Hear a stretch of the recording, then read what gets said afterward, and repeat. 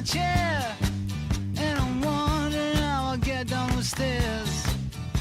Clowns to the left of me, jokers to the right. Here I am, stuck in the middle. What's up, everybody? This is Trip. And I'm Jim. And this is Deadcenter, where we try to conversate, not consternate. And get to the fucking point. Man, we got some points this week. Usually, I say this is going to be a good show or a terrible show, depending on what side you're on. But this week, I really think this is just going to be a good show. We have a lot to get to. A lot of international news. Big heavy hitters Oh on the my international gosh. level So, right now. We're recording this show a day late, and first and foremost, I just want to say thank you to everybody who's been tuning in. Our following isn't big, and it still isn't big, but there's like 5 of you that I'm really pulling for out there, so thank you. Because you're pulling for us. Exactly. Also, YouTube sucks ass, so I wasn't able to post that last episode on YouTube. It'll be up soon, just in case you're looking out for it.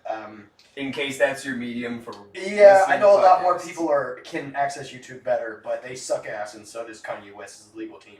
But either way, we love you guys. Well, actually, they're really good, if you think about it. Fuck you. Anyways, so first things first, Israel. Well, recording this a day late. Israel today, the embassy has moved to Jerusalem, and our fucking moron president has said it's great. And he said it's a big day for Israel. Congratulations. yeah, what about all those Palestinians? Yeah, people. So there's been a little bit of a refresher. I'm gonna skip a lot of things just because we don't have a super big amount of time. And you can let us know how important the things we skipped are in the discussion. Yes, because please. that's what we want to develop as a discussion. Yeah, open dialogue. So the initial portion of the war, it was, the Zionism thing was going on as World War I happened. World War I, the Ottoman Empire falls. Britain and France split up that area.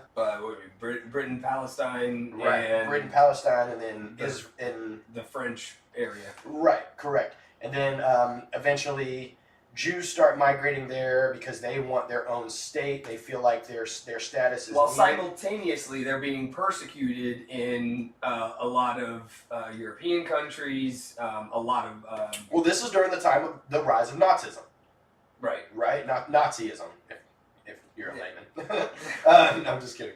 It was the rise of the Third Reich! We will create the superior race! Oh, God. But anyway, so there was a lot of anti-Zionism going on in more Islamic... Really Muslim anti-Semitism. Well, I mean, yeah, you had the anti-Semitism in Europe, and then elsewhere you had not only anti-Semitism, but anti-Zionist. Well, and you also have to look at the fact that because That'd be post-World War these II, Jews are coming from the West, that is currently carving up nations where people already live and have lived for the last 1,000 or so years. So it's really easy to look at it and go, that's colonialism. Right, absolutely. It's too easy. And I've always said this about war, okay? I don't hate anybody in Palestine. I don't hate anybody in Israel. It is always maneuvers between world powers who tell us what we should and should not think about people we don't even know. And this is exactly what happened during this time, especially before we had things like social media and television and a fucking phone, for Christ's sake. But anyways, so we're going down this line. World War I happens. Jews are starting to migrate. Palestinians are also wanting their own state. There's terrorism on both sides. There's suicide bombings from Jews. There's suicide bombings from Palestinians. There's bloody conflict. Then you have World War II. World War II ends, and all the hardened young Jews that were in Germany and Poland and those areas that had death camps they were able to live through it and get out. These boys were hardened. These young people, period, were ready to see death in order to meet their maker because they thought it was right. So they're coming over now, and they're violent. They are very violent. Nobody likes to talk about that because the United States is beholden to Israel for some reason.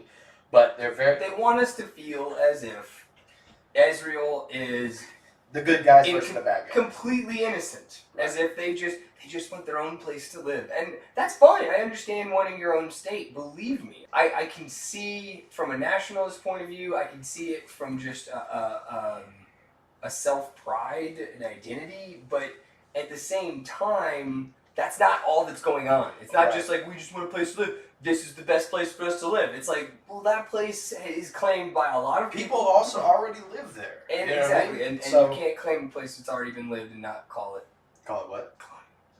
One more time? colonialism. Oh, yeah, sorry. You gotta speak into the mic, sir. Anyways, so I'm skipping a lot. Fast forward. Eventually, after World War I and World War II, the Jews say, we want our own state, and here it is. They announce their own state. It's Israel. They take over, and they decide they're getting certain areas. Well, the UN agreement at this point, I believe, was they Right, came in and yeah, said, hold on. They carved it out again. The West came in and said, we can make everybody happy, watch this. Right. And they just pissed everybody off. Well, I feel like the path to hell is paved with good intentions. I feel like the West Intentional ethics is bullshit. We're not doing this today, Jim. The West saw an opportunity. Look, you guys can't find peace on your own. We're gonna step in, and that's the way they saw it. It may be right, it may be wrong, but that's the way they saw it. And we can give, but they don't mention that the West Bank and Gaza Strip are like a third time smaller than what Israel claimed.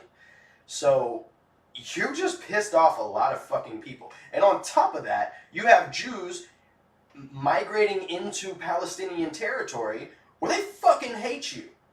Like, let's just. That's an interesting keep it move, real. though. I mean, in war, it's like, how do you occupy, an aggressor? So you just move there. It's like, yeah, but they're an aggressor. Well, we don't care. Eddie Griffin had a really funny stand-up bit about black men after 9/11, and it was like, after 9/11, black men were treated like white men for a little while, and we were like, oh, you're not the Arab guy. We love you. Here you go. Here's a loan. Here's a car. And then about 2 weeks later, they were like, wait, fuck you.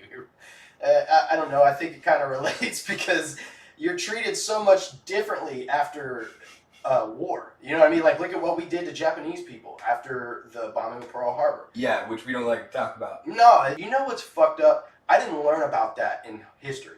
I learned about that in English class because I had to read a book that was an autobiography by a girl who went through it and lived through it.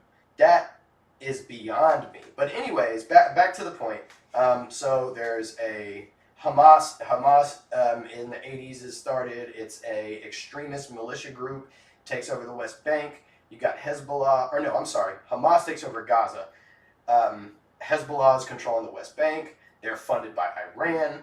Hezbollah is more of a military than an extremist group. Hamas is vice versa. They're more of an extremist. They're more extreme, though they are a militia. They're a well-oiled machine, but they're a lot more extreme than Hezbollah is. Extreme when it comes to views, or extreme when it comes to actions? Both. Okay. Both. That's Absolutely both. Well, I mean, you say they're more extremists. They're more extreme. well, okay. In this way, Hezbollah was hiding weapons for their army under a school, while Hamas is suicide bombing the same school. Yeah, Israeli and Palestinian schools. What's fucked up about all this is, while Hamas and Hezbollah are for the side of the Palestinians are the ones that are dying through all this, right? We can't say that they're the only ones dying. They're not. They're dying at a 3-to-1 ratio. At an exponentially bigger ratio. At the least. 3-to-1 is a kind way to put it. Exponentially bigger ratio than Israeli. So, fast forward to the 90s, and once again, the West says, hey, we're going to carve you up. We've got a treaty. You should sign it. Now, Yasser Arafat is there. He is in power in Palestine, and he was there, tries to make it look good, but you have, again, Hamas, and then you've got extremists on the far right in Jerusalem who are calling him a traitor, right? Calling anybody who supports him a traitor. And then after this shit was signed, the president of Jerusalem at the time was assassinated. There hasn't been peace, and it doesn't seem like there's going to be peace when one side feels like they are destined for that land because of Zionists and Magad, and the other side is like, hey, fuck you guys, you've been taking our territory for the last 100 years, and we're fighting back any way we know how. So I said all that to say, now we come to Jerusalem. Jerusalem is a tiny little city right smack in the middle of all this this shit, where Jews, Christians, and Muslims all claim to have holy sites, right? God, if you thought live together in harmony, you're really far off. Just throwing that out there. Jerusalem was supposed to be an international city where everybody could visit and there would be peace there and all that, right? And it's in Israel, but again, it's not supposed to be under one specific power.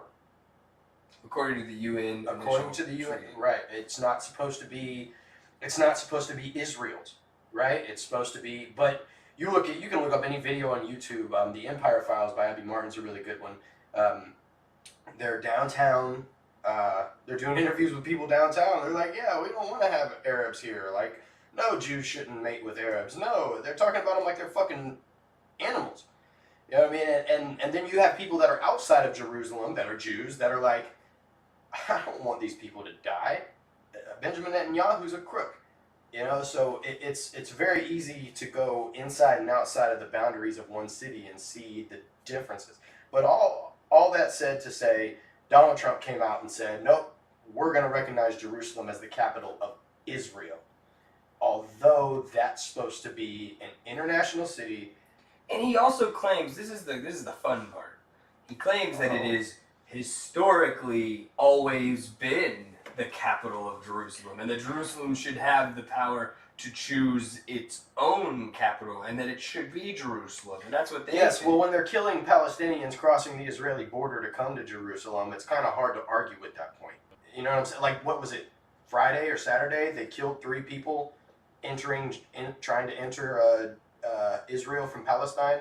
Today, when this happened, there were 35,000 protesters and 55 are dead. They've dropped tear gas. They've got snipers out. Put it out there. 55 or more are dead. Right. I just And that was 35,000 people were there today. They're probably still at least that many there now. I mean, think about how that number has definitely gone up. I'm sure it has. Well, what was it? Saturday, the IDF, the Israeli Defense Force, dropped a bunch of pamphlets saying, "Oh, the Palestinian Authority just wants to kill you and everybody, and if you come, we're gonna, use our discretionary force, blah blah blah." And they're doing violent riots. And dude, you can watch the videos. All there is people throwing rocks. Okay, there's shit like that. It was just as bad as Charlottesville, but our government didn't start shooting people as Charlottesville. I'm telling you, Israeli government they are shooting people in for protesting. This is what started the Syrian civil war, if I remember correctly. We just covered this. Yes, we just did. Deja vu. I don't know. And I know I just said all that. Proxy war, you say? Huh? Well, we'll get to that in just a second, because I got a lot about Israel and Iran. But for now, I don't know where to go with this. I think Jerusalem is an international city, and not you specifically, but if you have Zionist views, that's fine and dandy. But there were people living there for 1,500 years after you. There were people living there. I mean, that was the whole point of the Crusades, was to go kill the people that were living there, that occupied, the Muslims that were occupying that territory. There have been settlers here, right? And you going in just to say, fuck you guys, it's mine. How is that? How do you look at that and say, no, that we want peace, they're the bad guys? I'm gonna be honest with you, man. Like, I don't know. Like, because my view, I think I made it kind of clear. I can cough it again if you'd like. Please. But my view is very simple. It's I think that the West took a little bit of an advantage of a trend and an ideal that was gaining traction right around the time. The West took advantage of a smaller country, you say? Something along those lines, while also killing 2 birds with 1 stone. You get a whole lot of war refugees. These angry, violent, hardened was the word you used. Yeah. War refugees that were just tortured. And, for years. For a war. For a madman. And they're all now also following this whole we want our own country thing. You want a foothold. Yeah. You want a foothold right there, smack dab in the middle of the Middle East, right after this time. And then follow the money. Yeah. I'm just saying that it's a very convenient fix for a lot of things, and now that it's there, it's just a continuation of colonialism. I agree. I think that there is a lot of violence being perpetuated by Israel that is being made to look like it's all Palestine and Hamas and Hezbollah. Look, I've got a really good friend who is an Arab and is from North Africa, Morocco, lived there. You know, he's almost 40 now, lived there till he was 26. Very well versed in this stuff, you know, knows these conflicts well, grew up around them. And when I said Hezbollah, what made me really start diving into this was when I called Hezbollah a terrorist group, he looked at me like I was crazy. And he was like, "You're only calling it a terrorist group because you've been in the West and you've been indoctrinated to think that anybody who is brown with a gun is a terrorist." And it really shook me.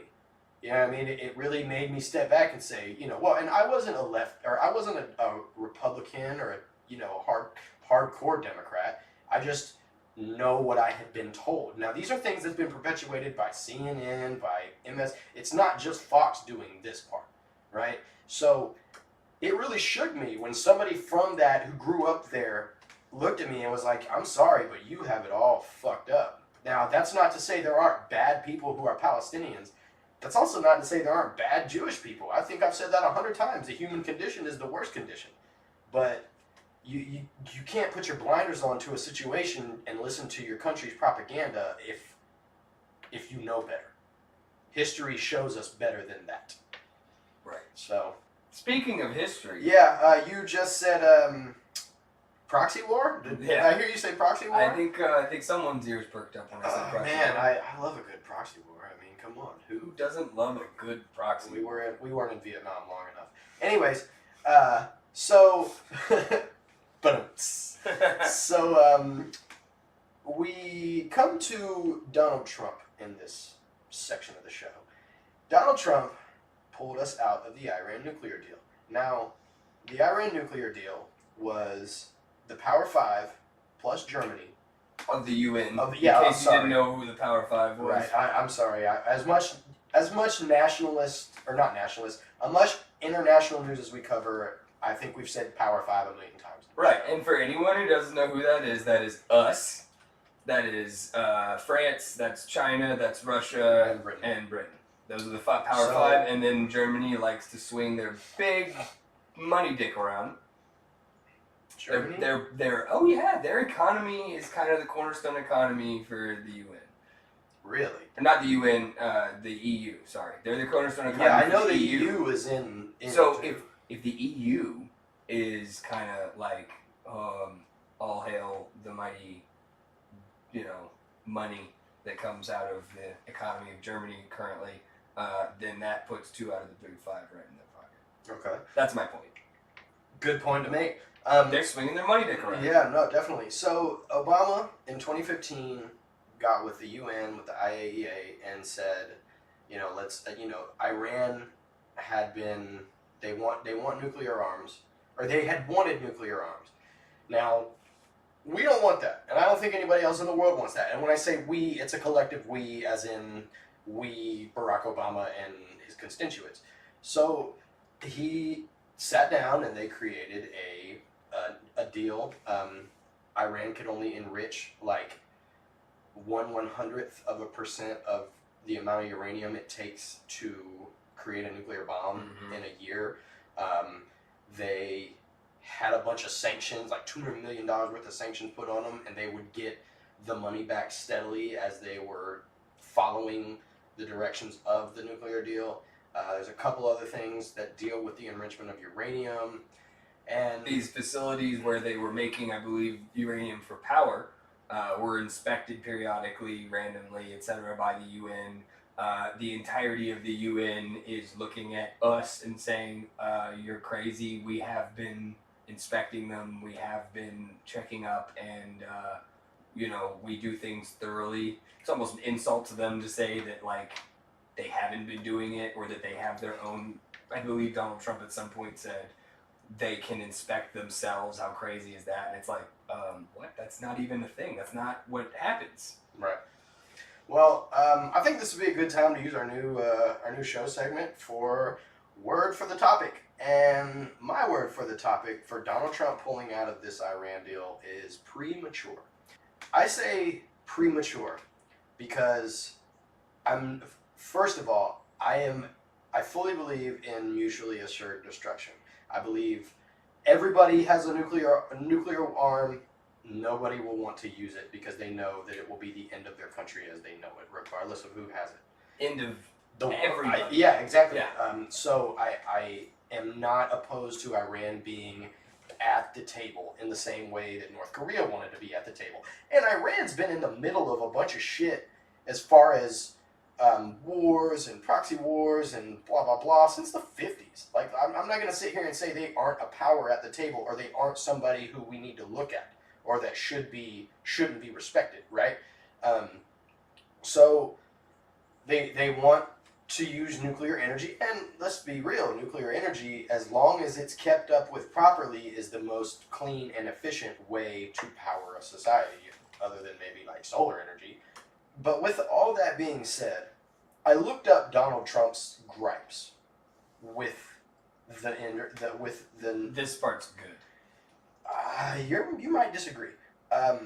So he said it's a bad thing. It's a bad thing. It's just a bad thing. And that's all I heard. And then I looked up what he's saying. And what he said is, it doesn't address funding Hezbollah and funding what we, back to the West, in the West, call terrorist groups. It doesn't address their... It wasn't meant to. It wasn't called the Iran, hey, we're gonna have you stop doing all this shit now deal. It was the Iran nuclear deal. Hold on. Nuclear. I agree with that sentiment. Nuclear. I agree with that sentiment. Okay? But on top of not addressing, or at least concerning those things, it's also doesn't have anything to say about their intercontinental ballistic missile testing. Right? The things that would be able to take nuclear warheads to other countries had they been made, if they weren't being completely upfront about it. Right? You look into the history of Iran. Benjamin Netanyahu, who I'm not a big fan of, I will say that he released a bunch of files dating all the way back to 2003 talking about how they were trying for a nuclear arms program, but none of it was in the last 6 years. And this deal none of it was new news. Right. So none of it was, and I guess the reason I'm saying premature is because I kind of see it on both. I see it from both sides. I understand the concern with Iran because you look at some of the things that he brought up and the history of the IAEA. They are a bureaucracy in the worst sense. And they take their sweet ass time to do anything. They are more concerned with the process rather than results. There's plenty of interviews with people online that worked for them, and they will tell you, they'll say the same thing, and they have been saying the same thing. So while I see that, and see also, like, yeah, it doesn't address any of their weapons manufacturing or anything like that. It's strictly nuclear arms. And I think if you look at the constant conflict that goes in the Middle East, if you don't have a deal that at least touches on that stuff, you might have given them a little bit too much. On the other side, the flip side of that coin, the United States we signed this deal in 2015 with Barack Obama, with the Power 5 plus Germany. We literally just did it, okay? The IAEA, Nikki Haley went before the UN and was like, no, we can only inspect these places, we want to inspect more, and blah, blah, blah. And Iran was like, fuck you, we just signed this. Like, we're upholding our end of the bargain. Don't sit here and try to make us out to be the bad guy. We just signed this. Give us a fucking chance. So wait, you don't think it's a good deal? Are you agreeing with the Don? No, because my word was premature. Right. I think that there are things that should be talked about. I think going back to the table isn't a bad idea. I don't think he should have just shut it down. I think that was definitely the wrong thing to do.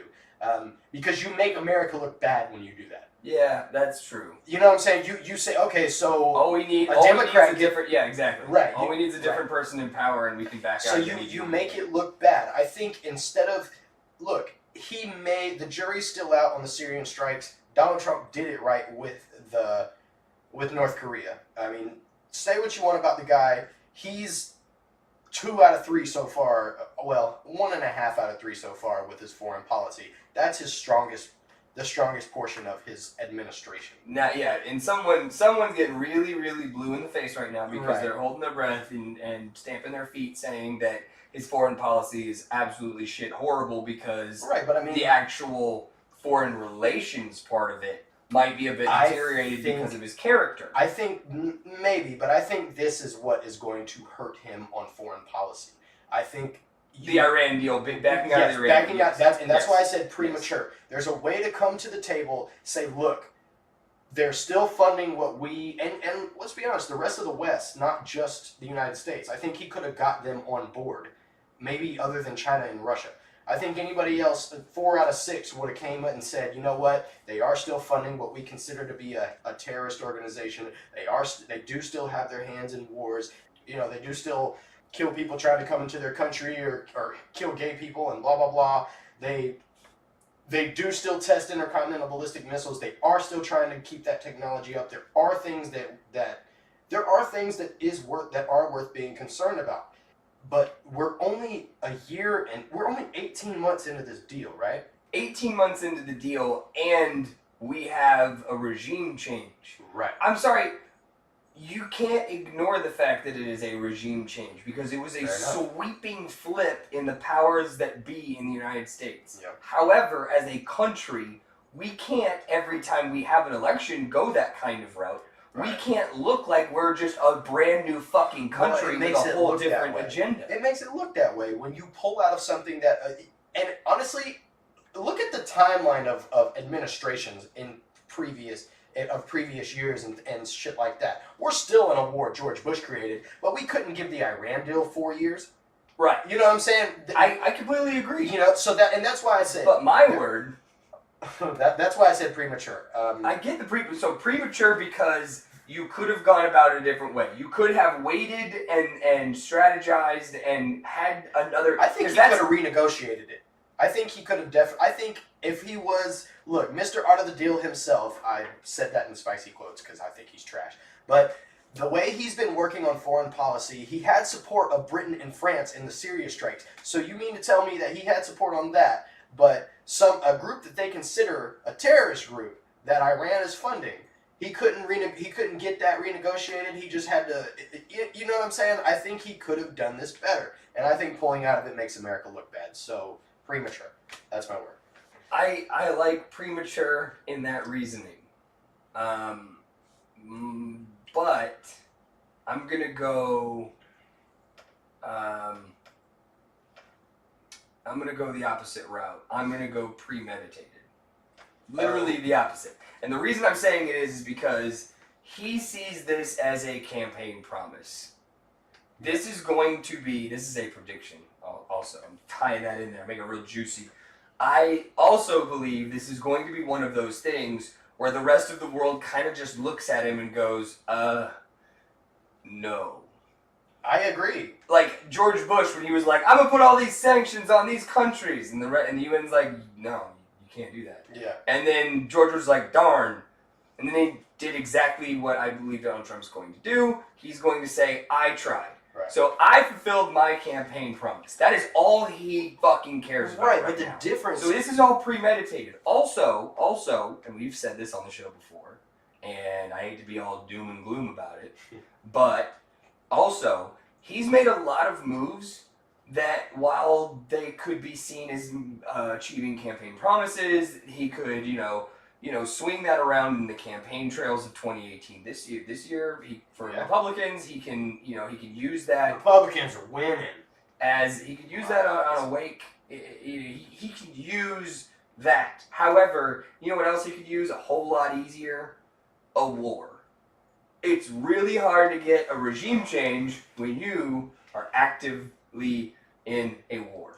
Well, that's And he's done definitely plenty. the result of the Syrian strikes. He's done plenty that could have resulted in war, and the fact that it doesn't result in war, he's gonna parade it around in the campaign. What trail. aren't they saying? Aren't they kicking around giving him a Nobel Peace Prize for the North Korea thing? Isn't that a thing? We'll wait until after the talks happen, but yes, Yes. that has been thrown around, and all it is a nomination. It doesn't take a lot to get one of those. I mean, as Obama president. won one, so I mean, okay. Maybe if he gets, put it this way, if he gets a Peace Prize before he has to face re-election, like foreign policy is something that the Democrats will avoid. Because the Democrats suck at foreign policy. Well, everyone does. Right, but the Democrats really suck at foreign policy. Well, because the Democrats' policies are supposed to be more. I mean, this is just as a layman, look outside looking in. I'm gonna pretend like I'm not really educated on it because I think there's a few Republicans out there that might be like this, and there's a few Democrats out there that might be way more war hawks. I'm not gonna say any names, but the point being is Democrats tend to be much more of a hold hands globalist diplomacy, humanitarian, etc. That shit don't work all. I mean, and when it comes to the Middle East, right, you can't go in with that on your sleeve. So to get your foot in the door, you might have to pull the Republicans or the war hawk or whatever, but then it's continued as the way we solve this is with more guns. The way we solve this is more war. And that's not okay either. Right. But, yeah, when I say it's premeditated, I think this is just one of those things where it's a huge fucking deal. If you don't think it's a huge fucking deal, then, you're not looking at it right. However, it very well could be not that big of a deal because it's going to be shut down by the rest of the planet.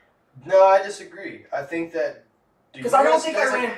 The U.S. funds a lot of what the UN does. I understand that, but I don't think that Iran...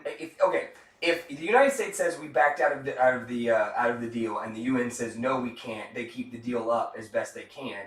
But then the United States says we're not going to fund the UN anymore. I mean, they don't get to earmark the money. No, you don't hand the UN a check and go for not anyone except these people. Yes, but what I'm saying is Donald Trump has campaigned in the essence of, we pay the UN, they can't tell me what I can and can't do. And pulling out of the Iran deal is, unfortunately, something that he can do. It's supposed to be done every 90 days by the sitting president that he approves of what the IAEA has said. He's come out and said, I don't like the IAEA. Nikki Haley has been at the UN dogging them out. And the UN's kind of been like, yeah, whatever, dummy. But Donald Trump has come out and he's waving a big fuck you flag to the UN right now. And I think that it is gaslighting to the Alex Jones, anti-globalist, alt-right, whatever you want to call it. I think it's pandering to his base, and I think it's a campaign promise that he knew he'd have to keep in order to get some votes. Or keep some votes. Well, thank you. Keep some votes is right. So, yeah, premature. He could have done it better. Premeditated. He knew he was finna cause a commotion. Yeah, I think... Because here's why... Because we think it's this different things for the same reason. Right. You think it's premature because he didn't have a replacement plan. I think it's premeditated. He doesn't want to present another plan because he probably doesn't want that plan to be scrutinized by somebody. Yeah. So he hates it when people don't like him. by just turning around and saying, this is horrible, we're leaving, everyone stands up and goes, yay, you did what you said you're going to do. And then someone goes, what about a new plan? And he's like, we're working on it. Yeah. I'm the best person for that job. Yeah, it's but like, that's great. do But it. what's your idea? It's like, don't worry about it. No one. Please point to someone who has raised their hand and say, hey, you're right. That's an awful idea. And I got a way better idea. No one has done that. No, you're right. All they've done is tear apart the New Deal. Or the deal. The deal. It's pretty fucking new. Yeah, it's the end of 2015. It's been 18 months. That's my whole point. As the sitting president, you should know that you make the country look bad when you do shit like this. So while we're on the discussion of the Middle East, and making the country look bad. Yeah. So Gina Haspel was nominated as director of the CIA. She was, she's the first woman Nominated by... She's the first... She was given the Trump bump. Right, she was given the Trump bump. She was the first woman to be nominated for this job. She was under Mike Pompeo for a while, and she oversaw waterboarding of Gitmo and Abu Ghraib prisoners. Abu Ghraib was the giant fucked up thing where the guards were taking pictures with dead and naked inmates and Whoa, some that were alive and too. or naked. Yeah. Dead and or naked. Dead and or alive and humiliating or naked. corpses Right. and living POWs. So here's my thing about this. I think people are looking way too far into the torture portion of this argument. So I'm going to preface it by saying torture's wrong. When we torture people, we act like our enemies, and we're America.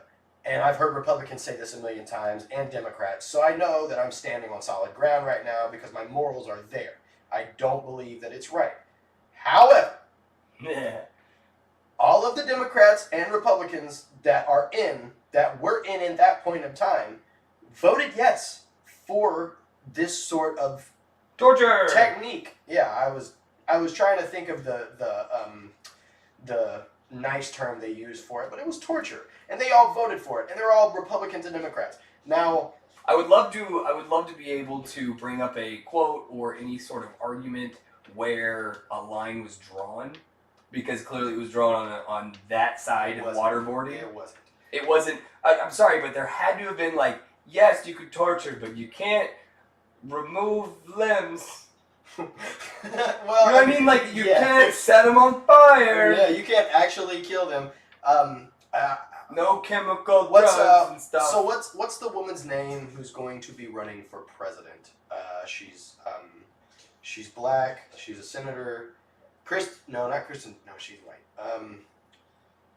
There was a woman that was grilling Gina Haspel. You are over my head right now. Okay, so there's the woman that was grilling Gina Haspel, who oversaw this stuff, kept asking her, using hindsight, do you think that torture was immoral?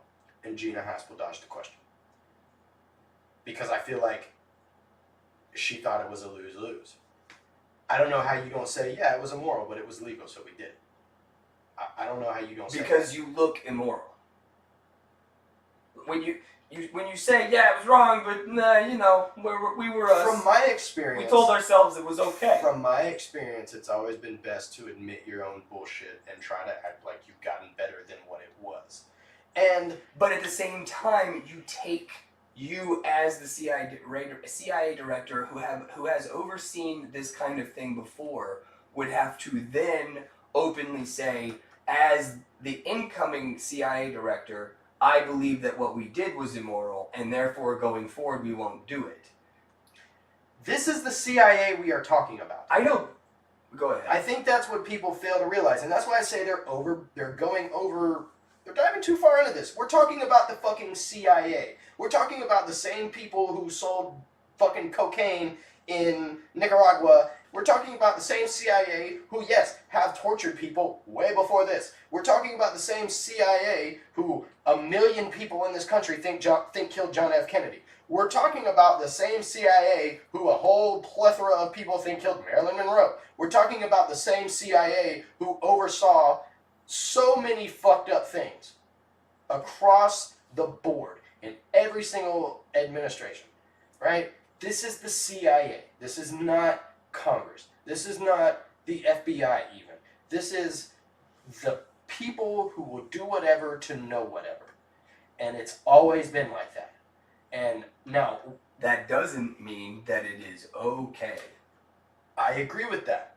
But don't come What you're out... saying is we shouldn't look at this woman as someone who can't run the CIA because of what the CIA has done while she was a part of it. Especially because of a whole mess of the politicians on both sides have voted for the waterboarding to happen. If you as a member of a candidate for Congress, or as even a citizen of the United States who wants to be involved in this discourse, you cannot be someone who was in support of it then, or voted for it then, and then now, because she's nominated by the Trump bump, you can't just be like that is duality. That is you going, she was nominated by Donald Trump, therefore whatever's wrong with her is legitimately wrong, and I have always been against it. Even if that's not the case. And that's not okay. You can't do that. I shake my finger at you.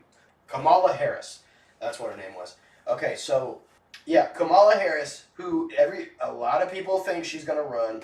Just throwing this out there, according to the top 15 Democratic presidential hopefuls for 2020 ranked, not in the top 10. Hold on. I'm loading the rest of them. Oh, yeah. Oh, wow. This was posted March 24th, so it's been a minute. Right, but you come out and you grill Trump's pick for CIA director about the immorality of torture for everybody to see. That's something you can mention in the debates. And I hate to be so Kamala Harris, doom and gloom. California senator. My next point is, well, how do you feel about it? I mean, look, when it comes to torture, it's not this isn't a discussion of is torture right or wrong. If you want to have that discussion, then I will say that torture is wrong, and then all you can do is say, well, whether or not it's effective. The reason that I believe it is wrong is because it objectifies the prisoner, and that doesn't mean anything outside of the definition thereof. What you do is you treat them as a means to an end. They are a prisoner of war, and you take it from a prisoner of war, which is a person, and you take it into someone that has information, and therefore I'm going to do what I can to extract this information. It is a means to an end, and therefore an object. You are objectifying the person becomes dehumanized. That is why torture is wrong. However, when it comes to this nomination, you are damning a lot more than just her nomination if you think that because she was involved in this, or because she oversaw it. Is that what it is? Specifically, it's oversaw it. You can't say that makes her wrong and no one else that told her to oversee it wrong. I think that kind of plays into your point where it's just, it's this lady oversaw these things and these things were bad. However, the CIA has always done bad stuff, and at the time, Congress, as an entity, approved it. right. So as the CIA, as a higher up in the CIA, you're basically taking orders to do this and to oversee it. Well, but my next point is, it's not that she's above criticism. Because she was ordered not to destroy evidence of these things. She was ordered to show tapes of what she did. She was ordered to show files of what she did to members of Congress, to the Senate committee, to judiciary officers. And she destroyed all the evidence. Her specifically. Yet we're talking about the immorality of torture from a entity that is known for doing fucked up shit that was given the willful power of Congress on both sides. We're trying to play to the propaganda side of it rather than actually saying, hey, she could have committed a crime here. I don't mean to dive into conspiracy theories. Oh, I love a good conspiracy. But as far as the American public knows what Congress approved, and this is why I brought up, I wonder what the discussion was like as far as clarification, and you made a good point. I'm glad we didn't fall down the rabbit hole then because I'm opening it now. You said they didn't. So what I'm saying is, I said I wonder what the specifications were like. I wonder if they said, well, you can do waterboarding, but you can't do blah, blah, blah, you can't blah. kill them, right. But I have a feeling that maybe this evidence that she destroyed wasn't just to protect her and her nomination. It might have been to protect she destroyed the this fucking a while country, ago. the CIA as an entity. Right. Maybe these tapes showed us, we took it way too fucking far. Yeah. Maybe if we saw these tapes, we wouldn't be too keen on Congress approving it back then. Fair enough. Yeah, but then that would put everybody else under fire. Yeah, right. Way more than just her. But I don't think that that's a conspiracy theory. I think that's just a theory. Like, that's a major possibility. You know what I mean? You understand, okay, I'm going to have a future in this government entity, and there are probably some people who are going to get hurt by this if it stays accessible. Maybe it's not the worst thing in the world to delete it, looking from that personal stance. Doesn't make it right. Makes it fucking wrong still. But if you're saying that that's the reason why it's not being dove into, then yeah, I definitely could see that. Yeah, that's my point. I think that torture's wrong on a lot of levels, but like as a brainwashed society, whatever you want to call it. This is why it's on a conspiracy theory level. I think maybe we think that, we hear waterboarding, and maybe our first thought isn't torture, like real torture. Maybe. That's what I'm saying is because... Hold on. So like because real torture, what I mean by that is it's like the scene from scene from fucking Hostel. Casino where Joe Pesci has got the guy's head in a fucking vice and he's tightening it until it fucking pops. Is that the torture you're talking about? Similar, yeah. Okay, I got you. I see the moral argument. I see kind of where you could make a moral high ground gesture, but I'm trying to look at the reality of it, and the reality is this is the fucking CIA we're talking about. The CIA has always been the CIA, right? And to all of a sudden try to get a moral high ground above the CIA, and especially when you voted for the things that they do, right? You need to realize that this is the duality in action. You don't like this nomination, even though she's been the anointed follower of Mike Pompeo for years now, and I'm sure 10 years. I'm sure that that's a decade of preparation for this job, right. And now you don't like her as a nominee because you actually don't like the CIA. Let's get that through your head. If you think that she does not deserve to be the head of the CIA because of these things, then what you're actually saying is you disagree with the actions of the CIA. Yup. That is Yep. Plain and simple, and if you try to split those hairs, you're going to have a tough time. You're going to need Ving Rhames and his buddies with a blowtorch and some pliers to go medieval on splitting that hair. Yes, indeed, Jim. Yes, indeed. Man, I feel like this is a solid episode. We fumbled, we stumbled, and then we stood up strong and got through some topics. We didn't do our dumb down tweet, and I really think we should ring it out with it. Let's fucking end the show with a bang. This is because we have one. We have one really good one. He's been good about staying off the Twitter lately. Yeah, there's not a whole lot on the Israel thing. Just kind of patting himself on the back. Yeah. Not a whole lot on Iran, on what he did besides campaign promise, but fucking blah. My highly respected nominee for the CIA director, Gina Haspel, has come under fire because she was too tough on terrorists. Think of that. In these very dangerous times, we have the most qualified person, a woman, who Democrats want out because she's too tough on terror. Win, Gina. That was a really, really solid Donald Trump impression. Take a bow on that one. Yeah, you should do that. So I guess we know where Donald Trump stands on torture, first and foremost. And second of all, stop with the moral high ground. Good Lord, I think this is even worse because he's trying to stand on torture as if it is a moral high ground. Right, that's my point is this is playing into the duality like it's icing on the cake. It is, truly. Because, it's just like, look, instead of saying what we're saying, which is, we get it, torture's wrong, but she's been preparing, she is the best qualified person for this job. Let's not understate the fact that it was legal at the time, okay? Now, what's legal isn't always right, but if it's legal, that means the government can do it. And if it will Khalid Sheikh Mohammed gave out fucking a plot for a similar 9/11 style attack, and countless lives were saved. You know what I mean? So to say that it doesn't work, as far as we know, to say that it doesn't work isn't necessarily true. However, that doesn't mean it's right. Right. But again, I'm sorry, I didn't mean to interrupt. No, you do, but you play to the point. The whole thing is Donald Trump isn't saying that. He's not saying anything about torture unless you read between the lines. If you read between the lines, which his base loves to do. Didn't Richard Spencer say Donald Trump is our president because he agrees with all the things that we agree with? Right. If you read between the lines, what he actually is saying is exactly what you just pointed out. Yeah. He is standing on torture and saying she's being criticized for being too tough on terrorists. Yes. We need to be tougher on terrorists. So we know where Donald Trump loves torture. Donald Trump would have been... I'm going to pull a Kanye. I'm going to make a bold statement in a short form of a sentence. Donald Trump loves torture. Donald Trump likes torture and wants more torture to happen. I mean, it's not... What you're saying isn't far-fetched.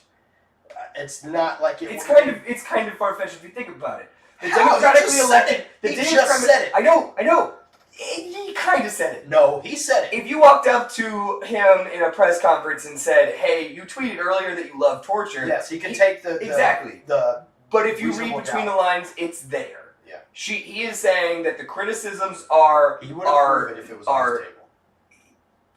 Yes, I think that if the reason I brought it up, I believe that if it was brought to Congress again, Donald Trump would push it through. Yeah. Donald Trump would be in support of a bill that would legalize torturing POWs to try to get information similar to what we've already done.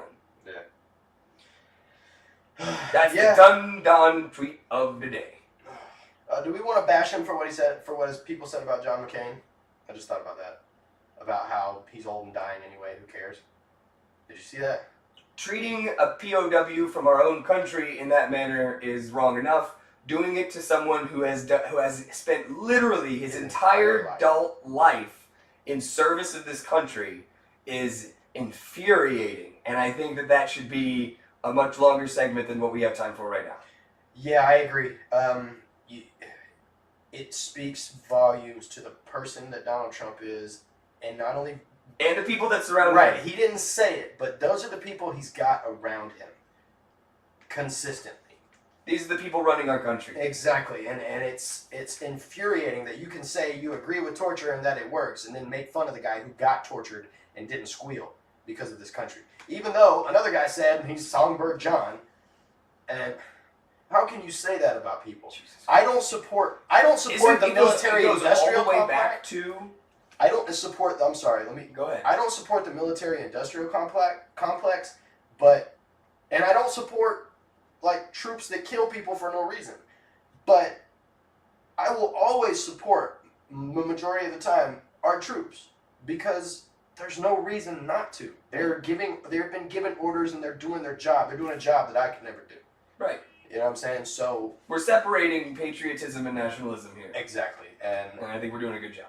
Completely. But I think that my point is it goes all the way back to when he, responded to being politically criticized by John McCain by saying, "Oh, everyone thinks he's a hero. He got caught."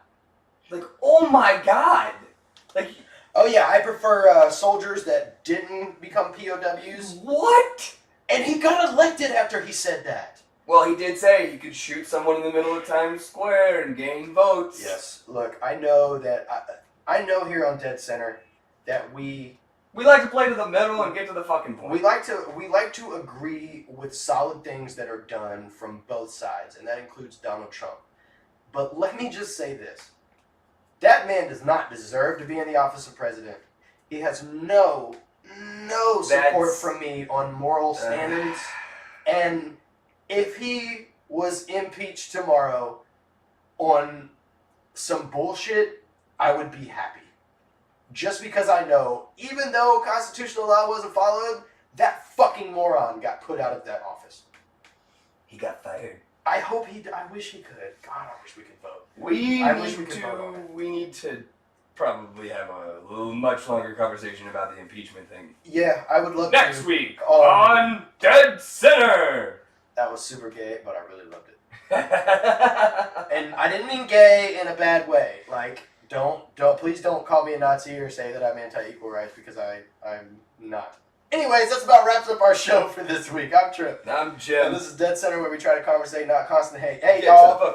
Make sure you like, share, comment. Let's open dialogue. We're trying to grow. We're trying to... Help us out by telling us how wrong we are and how we're horrible people and we're full of hate and whatever. Just go full of dialogue. I don't think we are either. Someone out there might think otherwise. Tell us about it.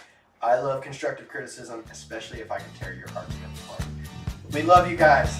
Have a great week. Well, I don't know why I came here tonight. I got the feeling that something ain't right. I'm so scared in case I fall off my chair. And I'm wondering how I'll get down the stairs. Clowns to the left of me, jokers to the right. Here I am, stuck in the middle with you. Yes, I'm stuck in the middle with you. Take taking a blowtorch to somebody Yeah. while they're strapped Or down. like Vin Diesel, or like Vin Diesel says, I've got a couple of fags with a blowtorch and a pair of pliers that are gonna get medieval on your bitch ass. That was not Vin Diesel. Who was it? It was in the end of fucking Pulp Fiction. That was Vin Diesel. Oh my God, no. Who was that? That's Vin. No, Vin. Oh my God. Vin Ving Rhames. Yes, thank you. I gotta edit that out. Yeah, you Ving better. I'm sorry, their names kind of sound similar in the beginning. Ving Rhames. You know what? Fuck that whole part. Either way.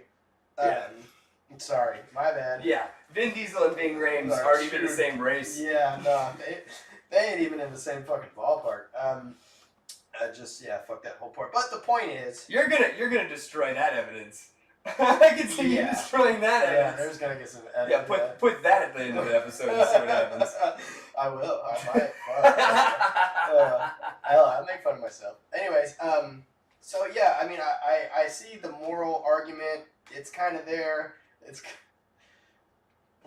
You need a minute. Yes. Sorry. Go ahead. Sorry.